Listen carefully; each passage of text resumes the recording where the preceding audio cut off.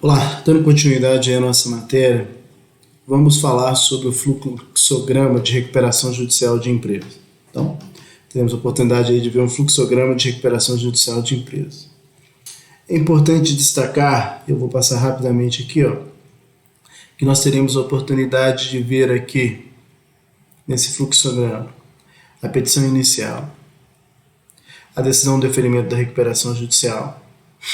Tá? Lembrando que essa decisão será publicada por e-mail de edital. Teremos ainda a oportunidade de relembrar a verificação dos créditos. E aí sim, lembrando também que trabalharemos ali com o período de suspensão das execuções individuais e o prazo para poder acontecer a nossa Assembleia Geral de Credores. Nós verificaremos que, se não tiver objeções, nós teremos a sentença concedendo a recuperação judicial. Ao passo que, em existindo objeções, nós teremos aí a nossa Assembleia Geral de Credores, vamos retomar todas essas etapas. Em existindo também as nossas rejeições, nós veremos aí a decretação da falência. Ou nós podemos ter aí a forma alternativa de aprovação do plano. Aprovando, nós temos aí a concessão da recuperação judicial de empresas.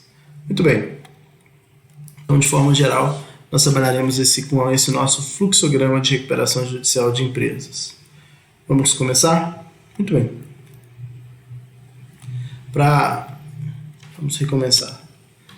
Para que nós possamos entender, vamos sempre lembrar que, em se tratando de recuperação judicial de empresas, nós temos que a nossa petição inicial, além dos requisitos básicos de todas e quaisquer petições, requisitos esses preconizados lá no artigo 319 do Código de Processo Civil, ainda é necessário que nós tenhamos os requisitos próprios e requisitos esses que estão elencados a partir do artigo 51 da nossa lei. É importante destacar também que a nossa lei ela nos diz que, para que alguém possa pedir a recuperação judicial, é fundamental que ele seja empresário.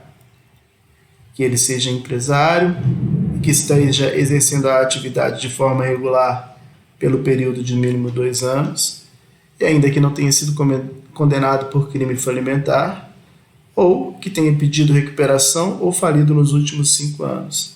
Além de o artigo também 51 e seguintes enumera para a gente todos os documentos necessários para a recuperação judicial, assim como lista de devedores, as certidões, a juntada de todos os livros do empresário.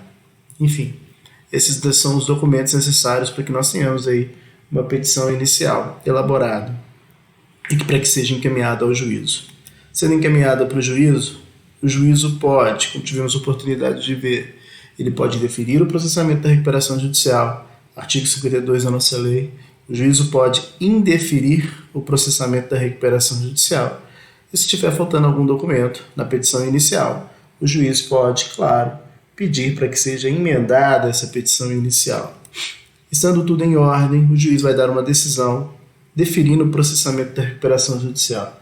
É importante destacar que essa decisão ela tem força, ela tem o viés, ela deve ser considerada como uma decisão interlocutória, e sendo decisão interlocutória, ela pode ser atacada por meio de agravo. Essa decisão, conforme o nosso artigo 52, deve ser publicada. A partir do momento que se publica essa decisão, o nosso juiz, a partir do momento que publica, artigo 52, parágrafo 1º da nossa Lei 11.101 de 2005, o juízo vai, por meio de um edital, colocar os principais elementos que fundamentam a sua decisão, nomear o administrador judicial e também fazer constar uma lista prévia dos credores. Então, essa decisão que defere a recuperação judicial, ela tem o caráter aí, o condão, de fazer com que tenham todos os elementos básicos aí para a concessão da recuperação judicial. Lembrando também que é importante que a partir dessa lista que defere o processamento da recuperação judicial, começa fluir o prazo de suspensão por 180 dias das ações e execuções individuais contra o devedor. Lembrando que o devedor, como dito na petição inicial, é a pessoa, o empresário, que vai pedir a recuperação judicial. A partir do momento em que nós temos a publicação do edital para o deferimento do processamento da recuperação judicial, nós temos também a fase de verificação administrativa dos créditos. Verificação administrativa dos créditos dessa, que deve ser realizada pelo administrador judicial, administrador que foi escolhido pelo juízo quando da decisão decisão publicada em edital, que mandou deferir o processamento da recuperação judicial. O juízo, então, vai fazer uma verificação administrativa dos créditos. Verificação administrativa dos créditos é essa que terá, a partir da publicação do edital, da decisão de deferimento do processamento da recuperação judicial, artigo 52, parágrafo 1º, nos termos do artigo 7º, parágrafo 1º. Todos aqueles credores têm a possibilidade de habilitar ou apresentar divergência dos seus créditos. Tudo isso no prazo de 15 dias.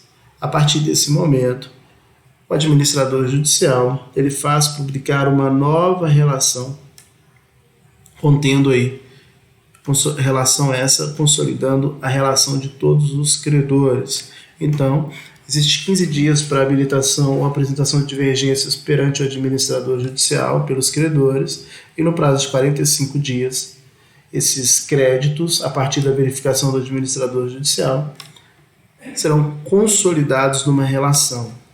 E essa situação gera, claro, sem sombra de dúvidas, a necessidade também de publicação por edital, artigo 7º, parágrafo 2º, dessa relação contendo todos os atos, ou contendo todos os credores. É importante destacar também que o plano de recuperação judicial ele pode vir junto com a petição inicial. Em estando presente o plano junto com a petição inicial, nos termos do artigo 7º, parágrafo 2º, ou seja, publicado no artigo 7º, parágrafo 2º, começa a correr o prazo de 30 dias para que se tenha objeções ao plano de recuperação judicial. Então, da relação realizada pelo administrador judicial, artigo 7º, parágrafo 2º, qualquer credor pode apresentar objeções ao plano de recuperação judicial, mas cumpre esclarecer que essas objeções, claro, é justamente se o plano vier junto com a petição inicial. Entretanto, pode acontecer do plano não vir junto com a petição inicial. Se o plano não vier com a petição inicial, nós temos no artigo 53, o devedor tem o prazo de 60 dias para apresentar o plano. Prazo esse que deve ser contado, da publicação do edital que deferiu o processamento da recuperação judicial. Artigo 52, parágrafo 1º. Então, se nós tivermos aí a ausência do plano, o devedor pode apresentar esse plano nos termos do artigo 53 no prazo de 60 dias, contados da publicação do edital que deferiu o processamento da recuperação judicial. Então, dessa decisão que tem a publicação do processamento do edital, da recuperação do processamento da recuperação judicial, nós temos aí alguns prazos que começam a fluir. Primeiro dos prazos, suspensão dos prazos por 180 dias. Segundo prazo, nós temos aí 15 dias para apresentação de habilitação ou divergência. Terceiro prazo, apresentação do plano pelo devedor, artigo 53, que deve ser no prazo de 60 dias. Apresentado o plano pelo devedor, nós temos que entender que vai ser realizado sempre, né, apresentado o plano pelo devedor, será sempre, nos termos do artigo 54, publicado no edital, dando ciência a todos os credores da existência daquele plano. Duas situações podem ocorrer. Os credores podem apresentar algum tipo de objeção ou não. Se não existir nenhum tipo de objeção ao plano de recuperação judicial, será concedida a recuperação judicial. Teremos uma sentença de concessão da recuperação judicial nos termos do artigo 58. Pode acontecer também de que, apresentado o plano de recuperação judicial e publicado nos termos do artigo 54, nós tenhamos aí uma objeção. Prazo para objeção, saliento mais uma vez, começa de 30 dias. 30 dias contados a partir da publicação do edital da relação dos credores realizada pelo administrador judicial nos termos do artigo 7º, parágrafo 2º, ou, se eventualmente o plano for apresentado posteriormente, no prazo de 60 dias, nos termos do artigo 53, a partir da publicação prevista no parágrafo único do artigo 54, publicação do edital contendo aviso aos credores sobre o recebimento do plano de recuperação e fixação de prazo para as objeções. Então, em existindo qualquer objeção nos prazos de 30 dias, nós temos que analisar. Existindo objeção, vai para a Assembleia Geral de Credores. Será convocada por edital uma Assembleia Geral de Credores nos termos do artigo 41 da Lei 11.101, e nessa Assembleia todos os credores vão votar, votarão em classe.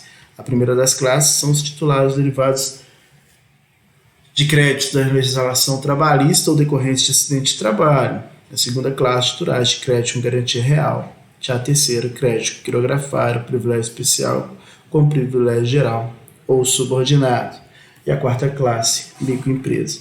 Quando nós estamos diante da Assembleia Geral de Credores, nós podemos ter duas situações: rejeição ou aprovação do plano. Se nós estamos diante de uma Assembleia Geral de Credores, é importante destacarmos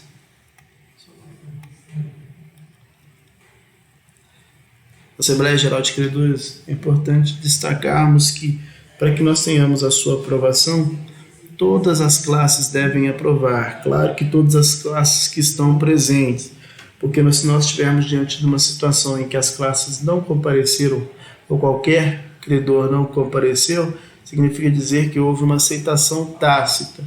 No que se refere à classe 1, titulares de créditos derivados da legislação trabalhista ou decorrentes de acidente de trabalho, e a classe 4, microempresa e empresa de pequeno porte, os microempresários, nós estamos aí diante da situação em que o voto se dará por mais do que 50%, lembrando que o voto para aprovação dessas duas classes 1 e 4 deve se dar por mais do que 50% por cabeça, ou seja, todos e quaisquer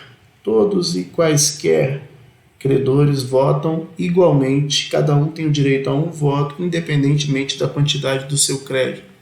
No que se refere às classes 2 e 3, titulares de crédito de garantia real ou titulares de crédito quirografados, privilégio especial, privilégio geral ou subordinados, há uma conjugação de dois fatores. Primeiro, esses credores têm que aprovar com mais de 50% por cabeça.